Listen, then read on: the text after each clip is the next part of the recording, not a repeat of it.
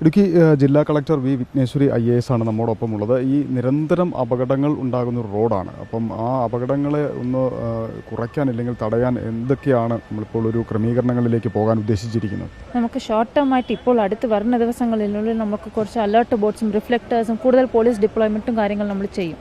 പക്ഷേ ഇനി ഇത് കുറച്ച് ടെക്നിക്കൽ ഇൻ്റർവെൻഷനാണ് റോഡ്സിലേക്ക് വേണ്ടി വരുന്നത്. നമ്മുടെ ബ്ലാക്ക് സ്പോട്ട്സ് കുറയ്ക്കാനോ നമ്മുടെ ഐ ലെവൽസിന് വേണ്ടിയുള്ള കാര്യങ്ങൾ ചെയ്യാനുമാണ്.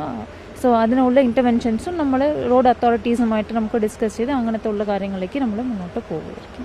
ഒരു ഇതുമായി ബന്ധപ്പെട്ടൊരു പഠനം നടത്തി റിപ്പോർട്ടോ അങ്ങനെ എന്തെങ്കിലും ആവശ്യപ്പെടുന്നുണ്ടോ? ഓൾറെഡി നമ്മൾ ആവശ്യപ്പെട്ടിട്ടുണ്ടായിരുന്നു. അതെ, നമ്മൾ MVD ഉണ്ട്, പോലീസുമുണ്ട്, ഓക്കെ, ആൻഡ് NHും ഉണ്ട്. ഈ 3 പേരെയും കൊണ്ടാണ് നമ്മൾ വിസിറ്റ് നടത്തിയിട്ട് എവിടെയൊക്കെയാണ് സ്പോട്ട്സ് ഉള്ള കാര്യം നമ്മൾ പറഞ്ഞിട്ട് അവിടെ നമ്മൾ ബോർഡ് സ്ഥാപിച്ചു. പക്ഷേ ഇനിയും നമ്മളത് കണ്ടിന്യൂയിങ് പ്രോസസ്സാണ് നമ്മൾ ചെയ്ത് തീർക്കേണ്ടതായിട്ടുണ്ട്. അടിയന്തരമായിട്ടുള്ളൊരു ഈ ശബരിമല സീസണിൽ തന്നെ ഉണ്ടാവും, അടിയന്തരമായിട്ടുള്ള ആക്ഷൻസ് ഉണ്ടാവും.